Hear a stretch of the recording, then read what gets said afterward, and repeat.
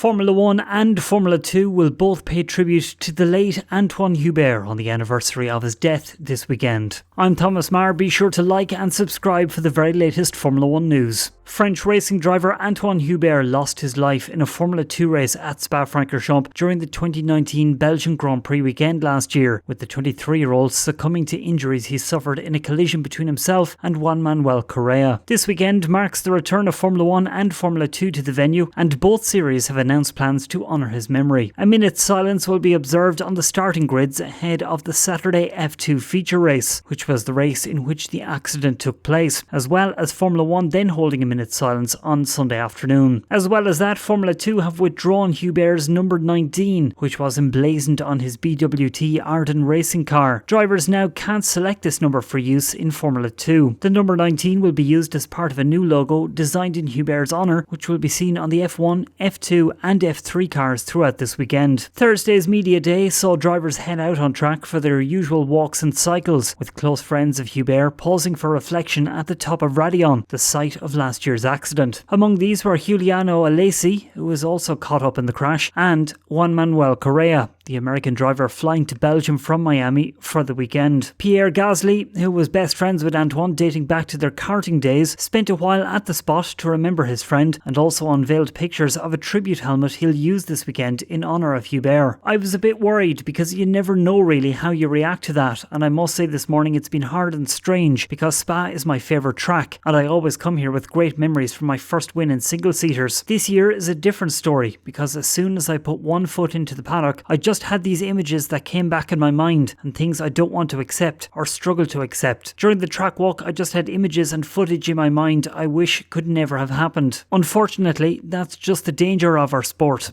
and it's just hard to accept. I was with him after Budapest in 2019, having Sunday dinner with him, and we shared a nice moment with his girlfriend and another friend on Sunday night after Budapest. This was the last time I saw him. He was one of the first ones to send me a text when Red Bull decided to put me back in Toro Rosso, and for me, it's just very hard to accept he's not with us anymore. He was one of the guys I spent most of my time with during my childhood. We were rivals, but at the same time, I know I would never have achieved what I did without growing up with him, because we were pushing each other so much, whether it was on or off the track. It made me a better athlete, made me a better driver, and always pushed me to deliver well and find more for myself. He's been part of my self-development as a person and as a driver, and I can only be grateful for that. Juan Manuel Correa is still recuperating from his leg injuries, but came to Spa to remember Hubert and headed out to Radion as well. It's 1 year since the crash happened. I felt it was a way for me to kind of close the chapter, but more importantly, to pay my tribute to Anthoine. I haven't been able to do so properly from Miami. It's just been something I had pending. I just felt that coming out here this weekend, I got the invitation from Formula 2 and I took it in a heartbeat.